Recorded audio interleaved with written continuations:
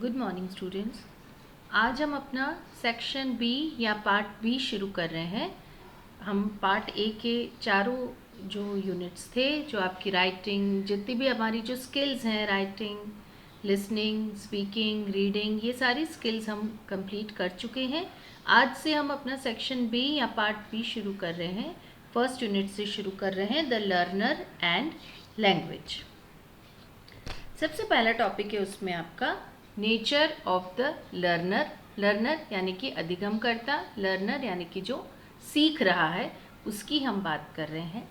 In the life of an individual, learning begins at birth और even before and continues until death. यानी कि हमारा जो अधिगम है, हमारा जो सीखना है, वो हमारे जन्म से और कई बार जन्म के पहले से टिल यानी कि मृत्यु पर्यंत जो है अधिगम की प्रक्रिया हमारी जिंदगी में चलती रहती है। The process of learning continues through out life, both consciously and unconsciously.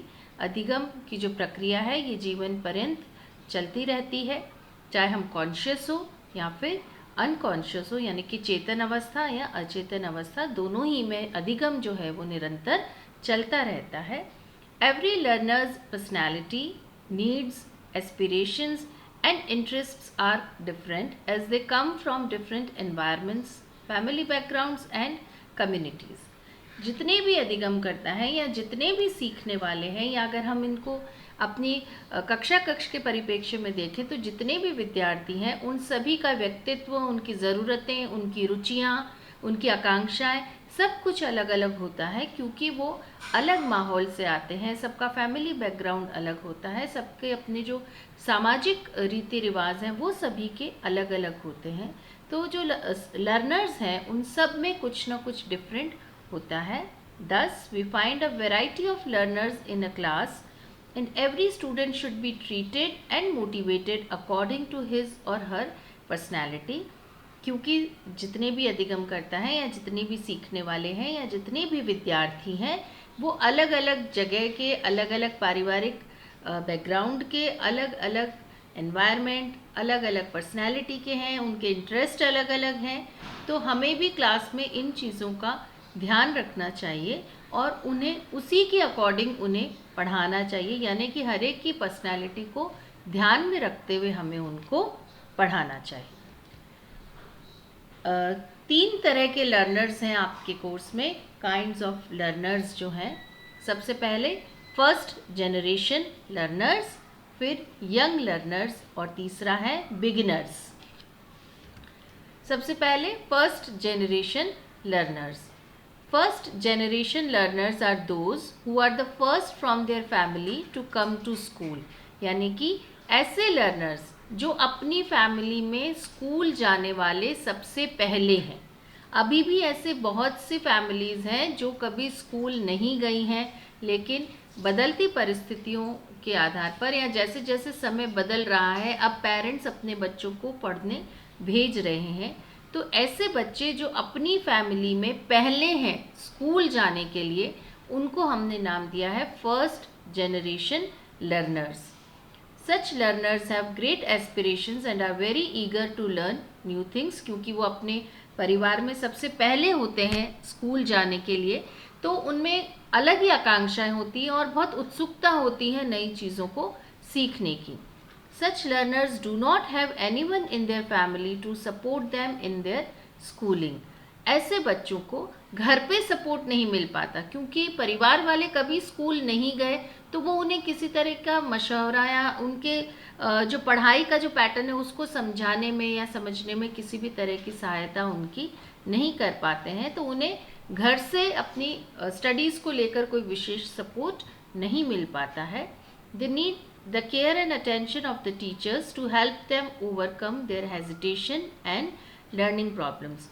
उन्हें पूरी तरह से टीचर की ज़रूरत रहती है, टीचर का ध्यान, टीचर की केयर, ताकि वो जो अपनी हेजिटेशन है या जो झिझक है उनकी, उससे बाहर निकल सके और जितनी भी उन अधिगम से जुड़ी हुई अगर कोई समस्याएं हैं तो उनसे एक टीचर की सहायता से वो आराम से बाहर आ सके। The teacher will have to think of suitable approaches and teaching learning strategies for such students. Teacher को भी चाहिए कि वो अपने मेथड्स को, अपनी स्ट्रैटेजीज़ को अच्छे से देख ले, क्योंकि ये फर्स्ट जनरेशन लर्नर्स हैं। तो अपनी जो टीचिंग स्ट्रैटेजीज़ हैं उनको उसी हिसाब से फ्रेम करें ताकि स्टूडेंट्स बहुत इजीली चीज़ों को समझ सकें। नेक्स्ट है हमारे young learners. Learners aged 5 to 6 years who are learning English for the first time are called young learners। यानी कि ऐसे सीखने वाले बच्चे जो स्कूल तो पहले से ही जा रहे हैं लेकिन इंग्लिश अब सीखेंगे, इंग्लिश वो पहली बार पढ़ रहे हैं, उनको इन्होंने नाम दिया है यंग लर्नर्स का। These learners have some exposure to English as a second language and have some knowledge of English words। ये जो लर्नर्स होते हैं इनको अंग्रेज़ी भाषा के बारे में या सेकेंड लैंग्वेज के बारे में थोड़ी बहुत जानकारी होती है और थोड़े बहुत वर्ड्स भी वो रूटीन में यूज़ करते हैं। फॉर एग्जांपल पिक्चर, बस, कैलेंडर एक्सेट्रा, ये सभी इंग्लिश वर्ड्स हैं लेकिन बोलचाल की भाषा में ये बहुत ज़्यादा प्रयोग में लाए जाते हैं। These learners come to school with a rich vocabulary of their mother tongue। vocabulary यानी कि ये जो बच्चे स्कूल आते हैं तो इनकी वोकेबलरी बहुत रिच होती है, इनका शब्द भंडार बहुत अच्छा होता है, लेकिन वो जो शब्द भंडार है वो उनकी मातृभाषा का होता है, उनकी मदर टंग का होता है। A teacher of English can do well if she uses the learner's mother tongue as a teaching resource. और इंग्लिश की एक टीचर इस टीचिंग रिसोर्स को यानी कि उनकी मदर टंग के नॉलेज को बहुत अच्छी तरीके से यूज़ कर सकती है कि उनकी मदर टंग को यूज़ करते हुए उन्हें सेकंड लैंग्वेज के बारे में समझाए। She should make simple conversations like what is your name, favourite fruit, यानी कि छोटे छोटे टर्म्स बोलकर ताकि वो इंग्लिश लैंग्वेज या सेकंड लैंग्वेज से धीरे धीरे फैमिलियर हो सके। नेक्स्ट है beginners. Beginners are those children and adults who are beginning to study English at any age। यानी कि ऐसे बच्चे या ऐसे बड़े भी जो इंग्लिश पढ़ना शुरू कर रहे हैं, चाहे वो किसी भी उम्र में हो, चाहे वो छोटे बच्चे हो, किशोर बालक बालिकाएं हों या बड़े हों, जो भी इंग्लिश को पहली बार पढ़ना शुरू कर रहे हैं उनके लिए नाम दिया है beginners. Adults are often more nervous of learning than younger learner are। Obviously adults को नया कुछ सीखने में ज़्यादा नर्वसनेस होती है। क्यों? क्योंकि they like being laughed eight in front of their classmates. उन्हें बुरा लगता है कि उनकी कोई हंसी उड़ाए, या अगर वो छोटे बच्चों के साथ ही बैठे हैं और छोटे बच्चे उनका मजाक उड़ाए तो कई बार एडल्ट्स के लिए ये चीज़ें बेयर करना थोड़ा सा मुश्किल हो जाता है। तो आज हमने डिफरेंट काइंड्स ऑफ लर्नर्स, ये जो 3 आपके सिलेबस में है, इनको कंप्लीट किया है। इन पर आपका शॉर्ट क्वेश्चन भी आता है, लॉन्ग क्वेश्चन भी आता है। पीपीटी से मैंने इसीलिए पढ़ाया है ताकि आप इनके नोट्स साथ साथ बनाते जाएं।